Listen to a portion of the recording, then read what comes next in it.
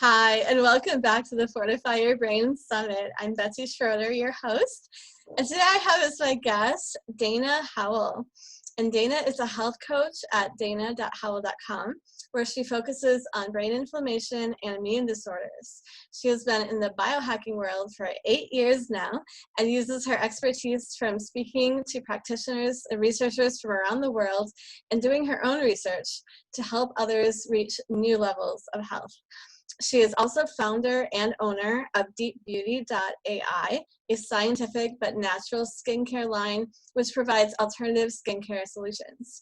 The goal of Deep Beauty is to demystify skincare, providing high quality, high concentrated active ingredients while absolutely avoiding any unnecessary ingredients.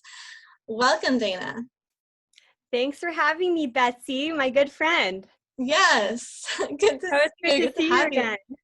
Yeah. Yes. It's actually, my website's actually just my first name, danahowell.com. So no additional dot. No dot, no. But yeah, and then deepbeauty.ai. Yeah, so it's perfect. Perfect. So thanks for having me. Yeah, so tell us how you got started looking into the brain, your personal challenge with brain inflammation and immune issues. Yeah, so brain inflammation is really, really complex. And it took me a really long time to realize that I'm not going to get, not only am I not going to get a very clear diagnosis with anything related to the brain, because as we know, the brain is more complex than the universe. We don't know as much about the brain as we like to think that we do, unfortunately. So, what happened with me was when I graduated 2012, I decided I was going to go to Vietnam. I had worked abroad before in Copenhagen. I really wanted to go abroad. I wanted to work for a nonprofit there. One of my really good friends' moms started a computer school nonprofit there with some orphanage kids who were trying to learn, English. They're trying to learn their computer skills, and they were going to go on and, get jobs after this. So I decided I really wanted to do that. This is a really cool opportunity to travel. I was going to go do that, and then I was going to go work for the UN. I was going to go live in Hue, Vietnam, and then I was going to go to up north further, go work for the UN. So this is like my grand plan. So I had this all figured out. So 2012 comes around, I leave, I'm pretty healthy, and I move into this school, and it's really, really moldy. Like, the sewage system in Vietnam is so bad that every year it floods, like to the point where people have to actually navigate the streets in boats. Like, they're like navigating and within their houses too. So this is really, really, so if you can think of like the worst exposure to mold possible, that's what I had. So I didn't really think much of it at the time. It really didn't. I moved in, things were going really well. I loved my host family. Things were going great. Unfortunately, I started to get really itchy skin. I was really tired. I started to just feel like kind of run down. And I thought maybe I was allergic to the house. I was kind of sneezing. I just felt like I didn't feel really great in the house. I felt better outside of the house. So my plan was just to move out and just commute to work. No big deal. Well, it was too late. One day I woke up, I was talking, and midway talking, I just passed out. I went unconscious. And I woke up to my Vietnamese mother or grandmother rubbing tea tree oil on my face and yelling in Vietnamese. Like, I had no idea what had happened. I didn't hit my head, thankfully. I found out later I didn't hit my head. We went to the hospital. I was told, women faint. It's a women's problem. So, no big deal there. Right. Eventually, I ended up seeing another friend in Vietnam who got me to see her husband, who's a well-known neurologist there, who she didn't allow me to pay anything for my MRI. She said I should just, donate something. So I think I paid like $20 and a chocolate bar for my MRI. And even that was too much. And I just couldn't believe it. It was like this really clear MRI. My brain was completely fine. There was nothing wrong with my brain. But at this time, so after I had passed out, I didn't really have any symptoms. So to back up a little bit, 2 days later, when I got this MRI, suddenly I was feeling really, really out of it. I felt as though I could describe it as being in a dreamlike state. So my consciousness had altered. I didn't know what this was at the time. I just felt like maybe I was dehydrated. You know, we start to kind of backwards rationalize and we tell ourselves what's wrong. Like Yeah. maybe I'm just tired. Maybe I'm just overheated. Mm-hmm. And that's not it. That's not what was happening. I continued to gradually get more and more symptoms until my symptomatology was so outrageous that I knew I had to go find some doctors who were going to give me the time of day. That neurologist was wonderful. I mean, he did a really great job, but I knew that if hospital here was telling me that I have a woman's problem and it's no big deal, I really should probably see somebody about this. Yeah. At this point, I was losing feeling in my leg. I was getting some pain issues. My main issue was like the brain fog, like the serious brain fog, but it was turning into something really, really extreme. Like I've never done acid before, but it was similar to that. So like patterns were moving. My brain was not functioning as it should. And later I realized the symptom of this, which, some doctors refer to is, or just people online even, is depersonalization, derealization. It's really common if you get a concussion. A lot of people who, get brain injuries, they experience this. But the slope of recovery from that is a lot faster. For me, it was continuing to go up. It was my symptoms are getting worse and worse and worse. It wasn't leveling off. And so Yeah. I got to the point where I couldn't read. So the words were jumping around and I was thinking, oh my gosh, are we sure I didn't hit my head when I passed out? Yeah, really. Like, are we sure? And I didn't, but I started to experience even more symptoms. And so this was just really, really bad. I looked into going to Thailand, maybe. I was going to fly over there and see a doctor. And then I thought, you know what? United States will figure it out. Big US of A. I'm going to fly back to the US and see some doctors there. Mm-hmm. Everything will be fine. Right. So, yeah. So then I went to Emory.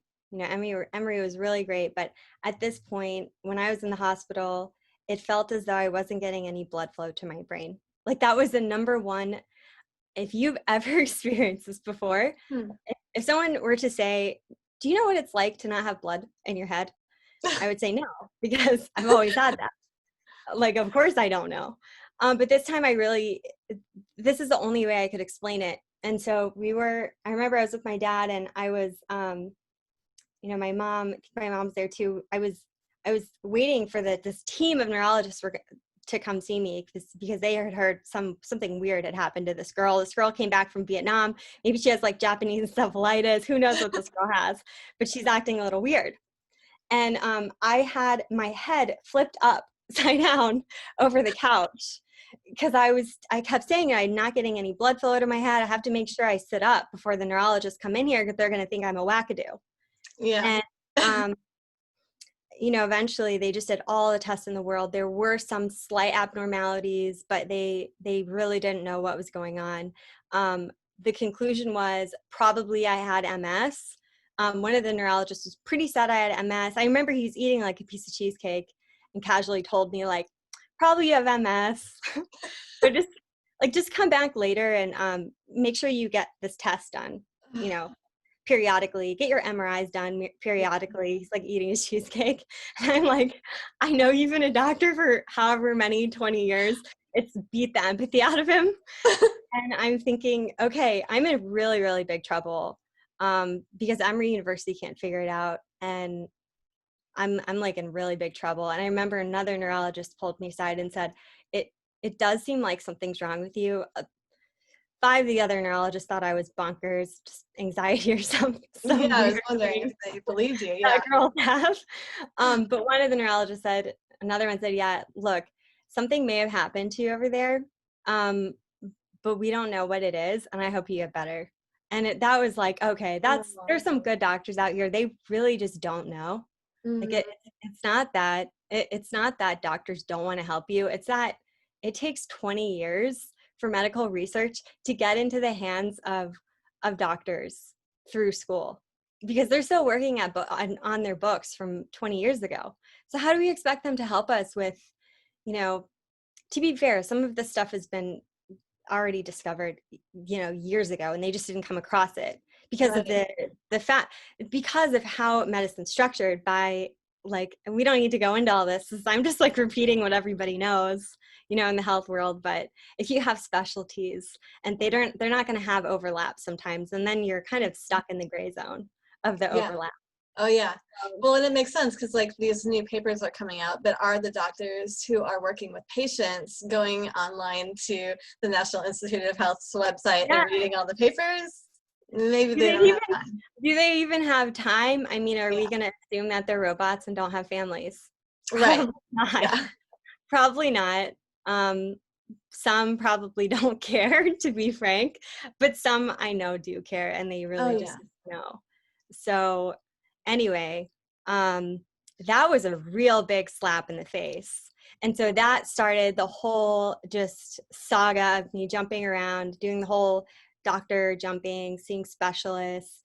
And I was working in DC for senator there. I was basically brain dead. They thought I was an emo girl there. I barely talked because I couldn't function. And I'm like shirking my work off to other people. Like, can you help me out with this? I can't read. It Oh was so no. bad. Ugh. And so, but I was desperate to stay there to see a doctor there that I liked, and he was helpful. And then I started just going everywhere. I mean, I traveled everywhere. I went to, I eventually met someone online who said he had the same symptoms as me. These brain symptoms were so horrible. He was diagnosed with anti-NMDA encephalitis. So I don't know if you've read Brain on Fire. I think we talked about it once. Brain on Fire. Suzanne Callahan, she wrote a best-selling book called Brain on Fire. And Mhm. she talks about these symptoms, and they're the symptoms that I had. And I thought, Okay. okay, this is pretty bad. Yeah. But maybe there's a name for what I have, because we're always looking for names, right? Right. Which Yeah. is probably, now I realize how silly that is to be looking for names with brain disorders, because it's like so complex and Hmm. everyone's so unique. But even anyway, she did have this antibody that was attacking her her NMDA receptor, anti-NMDA receptor. She was having encephalitis, and this is the antibody that they found in her brain. So I wrote the researcher who studies anti-NMDA encephalitis. At Yeah. the time, I'm in Taiwan at the time. I'm actually doing some other treatment there. I'm doing IVIG there. I'm seeing I'm seeing an immunologist there, who is, trying to give me IVIG. He realizes I have an immune disorder, and we're Okay. going to try this out. Did not help me at all. Like, horrible. Don't recommend it. It causes a lot of, it basically stimulates the immune system, and it's helpful in some ways, right? If you have, that's technically the treatment for anti-NMDA encephalitis. However, it can also make you worse if you have it too. So this is the problem, right? I was just being Yeah. reckless, trying everything. Stem cells, my boyfriend at the time also took us to do stem cells in Panama, just all over the board. So to back up, I had done this IVIG treatment right in Taiwan, because they believed I had anti-NMDA encephalitis too, or some sort Oh, of okay. encephalitis. Yeah. And I did a spinal tap, and I wrote this researcher, and I sent the report that this other immunologist wrote for me, and I said, hey, do you think that I have maybe this disorder? He's like, actually, yeah, I think you do. Can you send me your spinal fluid? This is a guy, I found his research paper on PubMed. He's like, yeah, send it over, and I'll also put your spinal fluid on a rat assay, just like I did for Susanna Callahan, to see Oh, if it lights up any other parts of the brain. So basically, he'll take the spinal fluid, put it on a rat brain assay, and see if the spinal fluid attaches to any area of the brain, like it'll light up. And if it does, they use some sort of like chemical to see, if it's lighting up certain areas of the brain, meaning, i.e., it's attacking that part of the brain, then yes, you have this antibody. Or maybe you have a new antibody that hasn't been discovered yet, because Wow. this NMDA encephalitis was just discovered in 2007. So I'm like, okay, cool. So I was driving around Taiwan trying to figure out how to get dry ice and like send my spinal fluid out there. Got the hospital to cooperate, and we sent it out, and that was negative. And so I'm like, okay, you know what, Dana, something's really wrong with your brain. Like, we know this. I spoke to Dr. Shoemaker. Dr. Shoemaker said you do have CIRS, right? Mold illness. And I know you've talked to some people on here about mold illness and all about that, so I won't go into those details, but man, like, and when you were living with us at the Healthy House, you're doing some work with Self-Hacked. I was really on board with mold illness. I still do think it's a big issue. But even more than that, what happens like years later when mold isn't the issue anymore? It's an immune dysfunction. And so I spoke to Dr. Shoemaker about this. We did an interview with Dr. Shoemaker. Dr. Shoemaker looked at my neuroquant. And a neuroquant is basically, it's what's used to diagnose like Alzheimer's, for example. Okay. But all it is an MRI with a microscope on it. So they just take your MRI, and it's like they're putting a microscope on your MRI, and they're comparing your fingerprint, so your particular areas of the brain, to another group of people who are your same sex and within your same age range. Okay. And like, what's the difference here? How many abnormalities do you have compared to that group of people? And how out of line is it compared to their size of their brain? And I had like 8 areas of the brain that were affected. And so this is really, really bad, right? Like, this is actually bad.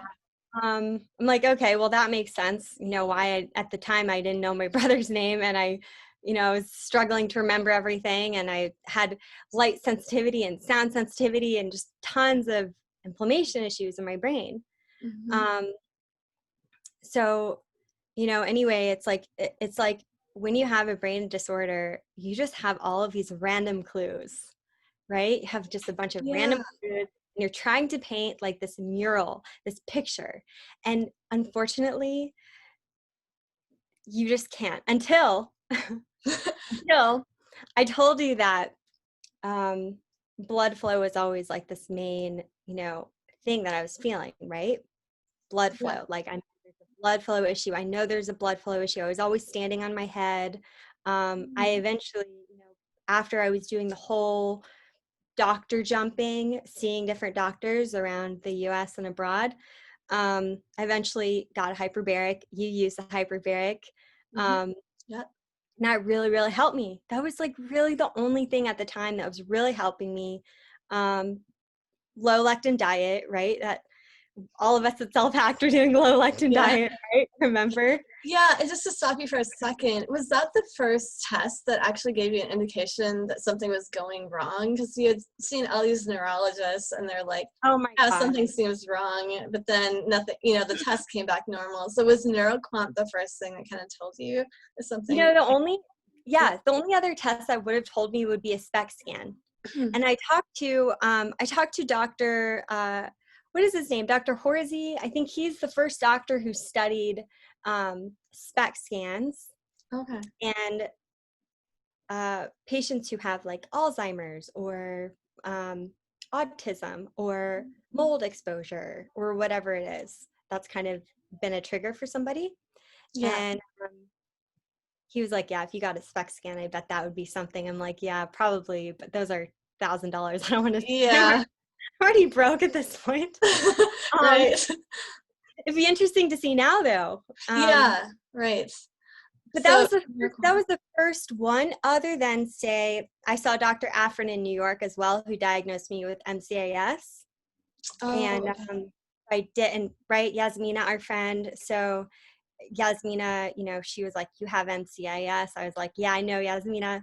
I know I got that. I got all these other things, but what's the core of my MCIS? And what is that? MCAS. Mast cell activation syndrome. Thank you. Okay. Yeah, mast cell activation syndrome. That's right. So mast cells, I know you have another woman that you're interviewing, or maybe she's already done an interview with you on mast cell activation.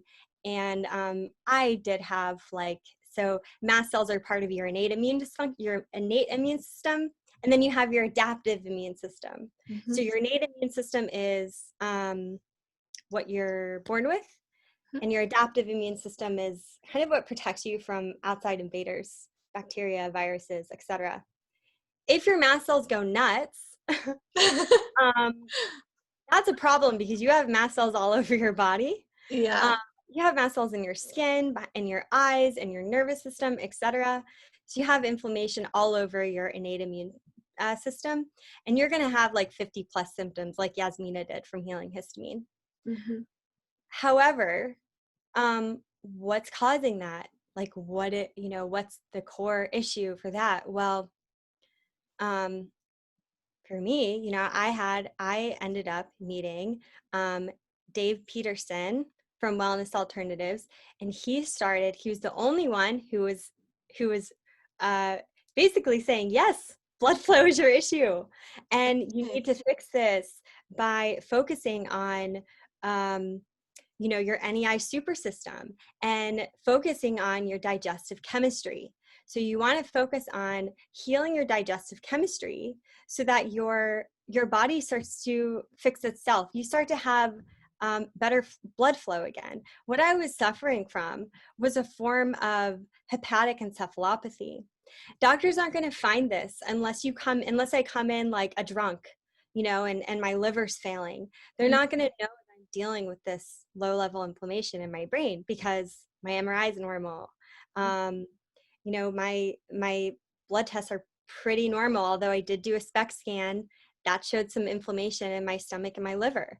So if we have this kind of low level inflammation going on from whatever in our lives, I mean, I was born Th17 dominant because my mom was. So I was born really early. I was born 6 weeks early. I was kind of so I kind of was predisposed to this, right? And then, then I got some other couple weird things, I guess, in college,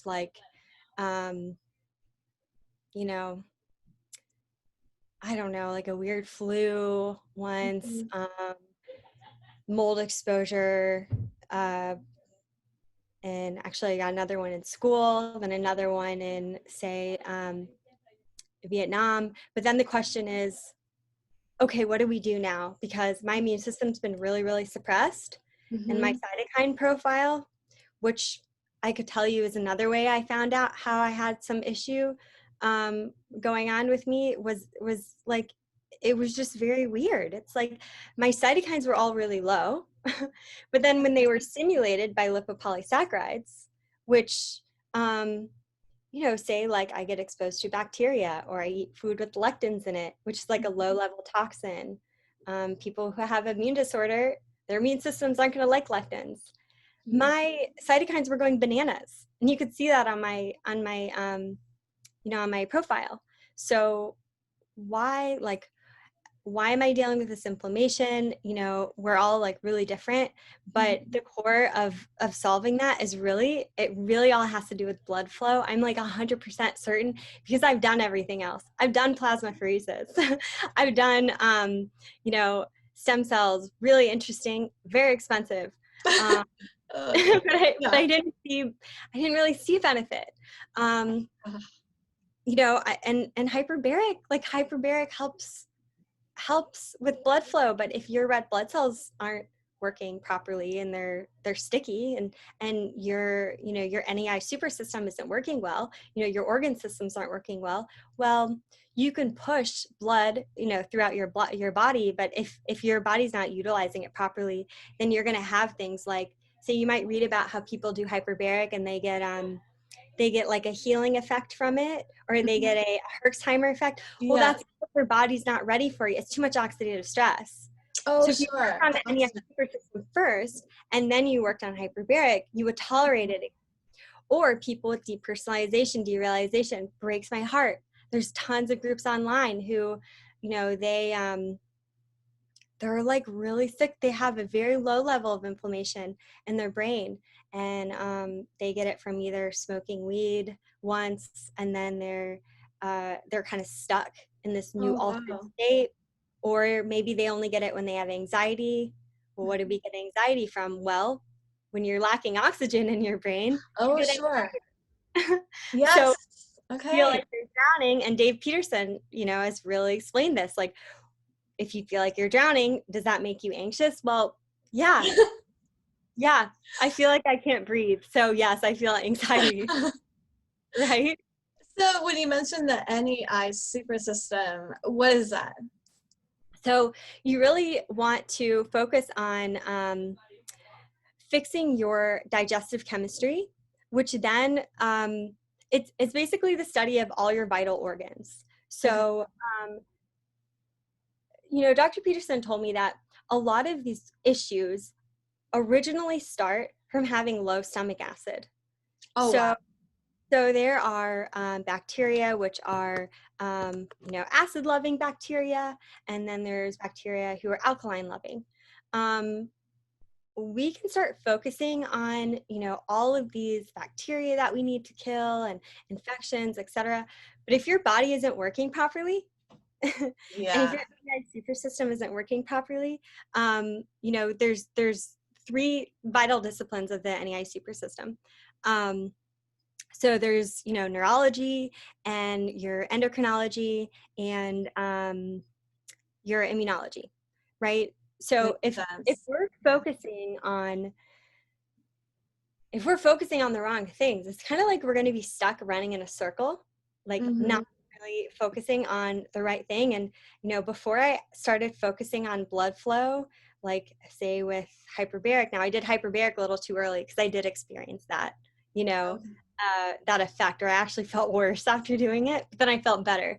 So I kind of wish that, you know, I had listened to Dr. Peterson before I did hyperbaric, because I would have done it in the right order, right? Yeah. Yeah. But oh well. Um, so anyway, you know, working on the digestive chemistry. One thing that he had me do was take serotonin at night. So that helps with your blood vessel dilation. So I was able to, like a lot of people have like constipation issues, right? So Mm-hmm. they're dealing with like this, your uh, like gut issues, you know, inflammation in your gut, but also your portal hypertension. So you have blood pooling in your gut. That's also affecting your digestive chemistry. So, you know, doing things like, and he had me on, you know, serotonin in the evening. I'm still learning a lot from him as So, well. And I do yeah. just reading. He's been doing this for 25 years, right? So Okay. I'm still just like using my own experience, things Mhm. that work for me. And then I really listen to him with why things are working. But it's very, very true. Like if I were to jump a step and do something that my body wasn't ready for, I would kind of pay for it. Mm. Um, so that's one of the things I would do, right? I was taking serotonin at night. Also doing, you know, all anti-inflammatory, broad spectrum anti-inflammatory supplements to just calm and quiet the nervous system. This is that's calming and quiet the immune system. Because everything the body does is defensive in nature. So Mm-hmm. like really what we want to do when we get a new symptom, we're like, oh God, I don't like the symptom. How do I make this go away? Yep. Um, in this area, instead of using it as a tool, you know, and realize that your body's just trying to protect itself. You know, maybe Mm-hmm. trying to find homeostasis, or it's telling you something's wrong. We just want to kind of get rid of that symptom, like make it go away so I don't have to think about it. Um, So, so sorry, do just to interrupt. yeah, what So it's serotonin at night or melatonin or yeah, he was giving me serotonin at night. Um, okay, so what there, form? there are some other things. Um, I could probably send you a list of what it was. I don't remember exactly what it was. I don't do it Okay. now. Oh, But that was for a short period of time. oh, I Um, see. the things that really helped were like taking turmeric, vitamin D, vitamin C. I mean, like really, obviously, right? Yeah. Um, Yeah. uh, and then we also did some like, tailored supplements for my lab tests, which were really helpful. You can like make your own supplements and the Yeah. supplement. I think you and I were doing that at in Cambria. We had Yeah. like testers everywhere. We probably looked like drug dealers, but yeah, you can make your own capsules. So I was taking, Mhm. all of the just basic supplements, but the broad spectrum, like anti-inflammatory supplements over the long term, like Yeah. consistency. Yeah. That's the core issue, consistency, Yeah. and trying to get sleep, getting sunlight, so that you're changing your circadian rhythms for the better. Um, Now I love hyperbaric. I mean, hyperbaric is really, really helpful. But again, you want to do that in the right order. You don't want to just jump to that first, right? Yeah. Um, Good to know. but yeah, I mean, we're all lacking oxygen. Anyone who has inflammation in the brain, that's a lack of oxygen. Okay. Um, I mean, it's sad. There's no way to really depict even like depression, right? It's inflammation in the brain. I Mhm. remember Peterson was telling me uh, dopamine. What did he say about dopamine? Um, I think he was saying that dopamine is anyway. That doesn't really matter. Um, there's just so much.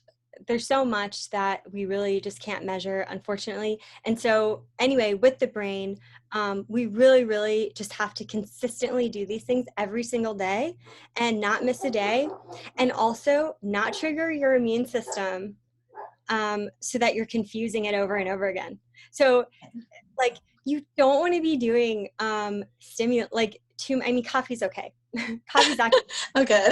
I was I know worried. you love coffee. That's okay. But you really don't want to be doing anything that's stimulating the immune system, like all of these immune stimulants, these supplements that are stimulating the immune system. The goal is to calm and quiet the immune system first, work on your organ function and your digestive chemistry. Only eat, low lectin foods so that your immune system starts working properly again. And then it can start taking care of, anything else that's going on in the body. So there's Yeah. there's more like detail on his site. I'm going to be putting more detail on my site as well because it can get like really complex. But For sure. the general like especially with the NEI super system, it's just so intricate. Everything affects something else, which affects something Yeah. else, which affects hormones. Affects, it's a lot. And so yeah, the main things that have worked for me have really just been the basics, like not the plasmapheresis, not any. I remember I did three. I even tried immune suppressive therapies. Don't recommend that. I did a really high dose of steroids once, and that put me asleep for 3 days. I went to bed for 3 days. Oh my.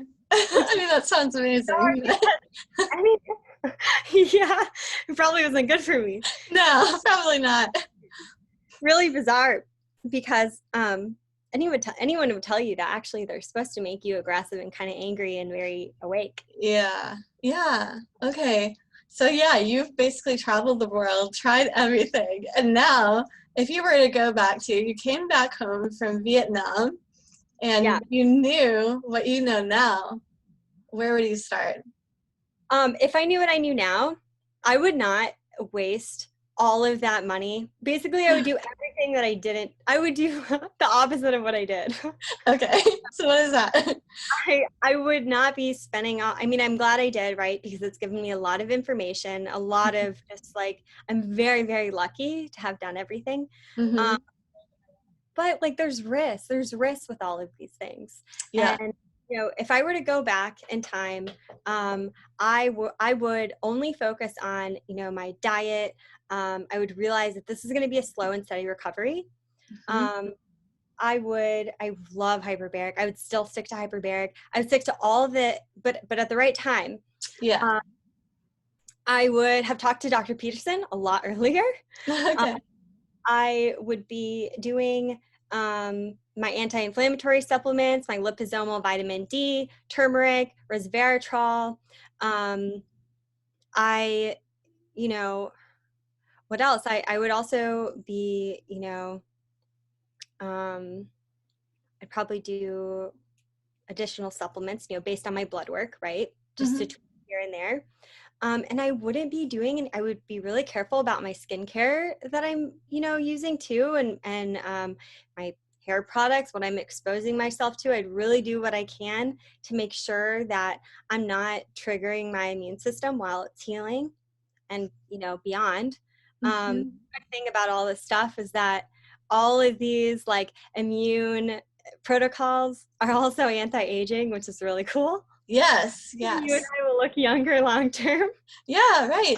Yeah. So, I mean, basically, you're talking about calming the immune system, calming the nervous system, keeping everything calm. So, just trying Yeah, to avoid things that are causing mhm, inflammation and for the body to go into like this state of like alarm. yeah, Um, and exactly. so that's where, because you had trouble with a lot of chemicals along the way too, right? Like you would react to things. Yeah, I developed that. That took a while to develop, but I started to get really, I was really sensitive to chemicals and weigh loads better now. But that's such a common thing when you have inflammation long term like that. Everybody starts to be really sensitive to smells and chemicals, and Yeah. it's Yeah. not good. It gives you headaches. It keeps you up at night. Like it's bad for your immune system. So um, I just would cut that out, sooner. Um, and then I would stay consistent. I wouldn't keep trying things like I was doing. I was just doing so much. I was trying so Mhm. many things. I was so desperate to get better. I'd get sun exposure more. I'd go outside. I do short-term exercise, bursts of exercise. I wouldn't be running, long term. When I felt like my blood flow was so bad, I would go in the shower for an hour just to Oh. increase the blood flow in my head. I knew I needed it. And then I would go try to run around and I was just so tired. But I was like, I know I need blood flow in my head. And I wouldn't do that. It's just so stressful in the body. I would just be more patient and realize that this is going to take some time. And, all those people who are dealing with like depersonalization and derealization, um, they have an immune problem. They have an NEI super system problem.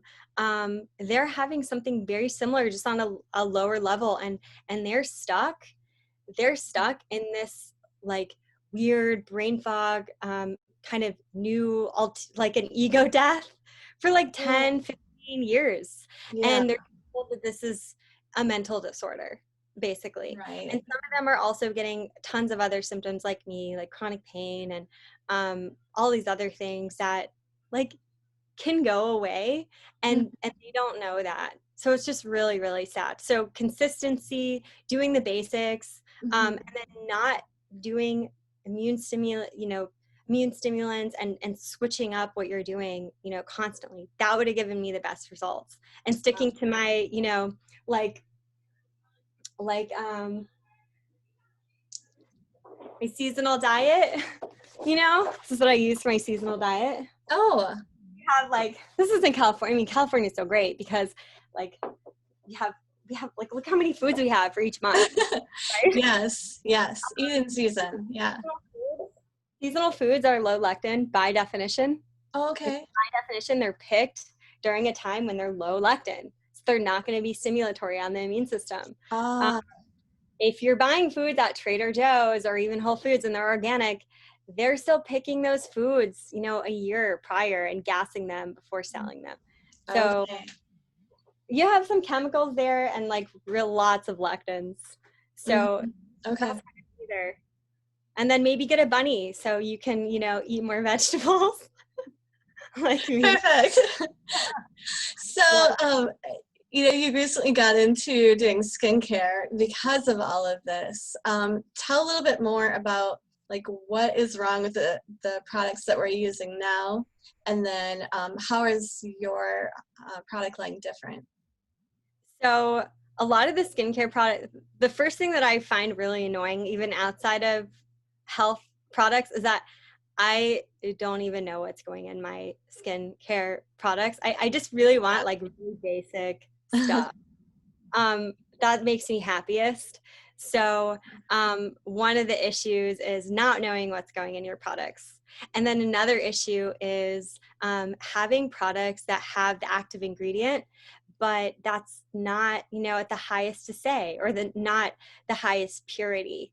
So I really want, I do the best that I can to get the best quality, the highest to say, and most concentrated form of the active ingredient. And then I'll go by studies too. So I'm going to make sure that obviously the dosage is proper, so people are getting the results that they want. But that they're getting like the highest quality stuff. So that's something that I'm really passionate about. I don't want to be, wearing stuff that's going to give me, like, for example, hair highlights, even, which is in a skincare, of course. But people who get highlights and they do it right to the root, and I try not to, they're more likely to get Parkinson's. Oh, So, really? Wow. yeah. So like all of this stuff that we're doing every day really builds up, and I want to make sure that I'm living as long as I can, and that the people that I care about, who are just, wanting to look and feel their best, are also using the products that are actually healthiest for them. So one of the products I have is the bakuchiol, which is a retinol alternative. And Yasmina and I wanted to make a couple products. Maybe you would have been on there too. Yeah. She said she had a horrible experience with retinol, and another one of my friends was horrible. They got some anxiety from it. Oh, And wow. this is from, too much vitamin A. So vitamin A had caused her to have some sort of immune reaction. I don't know. I was laughing so hard when she was telling me this story. But I can't use it anyway because I just have really sensitive skin. I'm so white. So if you use, say, a plant alternative, right, you can get the same effects as retinol if you use it twice a day. You just have to use it twice a day, not once a day. So this is a new kind of like popular ingredient. I made sure that I got the highest to say, which is 98%, highest you can get. And then I have it with organic argan oil. Oh, nice. That's one of the products, but we'll be adding some more things on there too. Cool. All really health-based stuff that I use, every day. And yeah, I'm really passionate about that too, because everything affects our brain, that we put on our face too, unfortunately. Oh, so yeah. everything Right that in the we do bloodstream. affects anything that affects our blood flow or our hormones. That's going to affect our brain too. Yes, absolutely. All right. Well, thank you, Dana. So where can people find you online? So people can find me on danahowell.com. I'll be putting some more things up there, but that's just my basic landing page site. If you want to do consults with me, people just sign up through danahowell.com. And then you can find the skincare line at deepbeauty.ai. All right. Thank you so much for sharing your story and all your expertise. Really enjoyed having you. So fun talking to you. We'll talk soon. Yes, thank you. Bye. Bye, Betsy.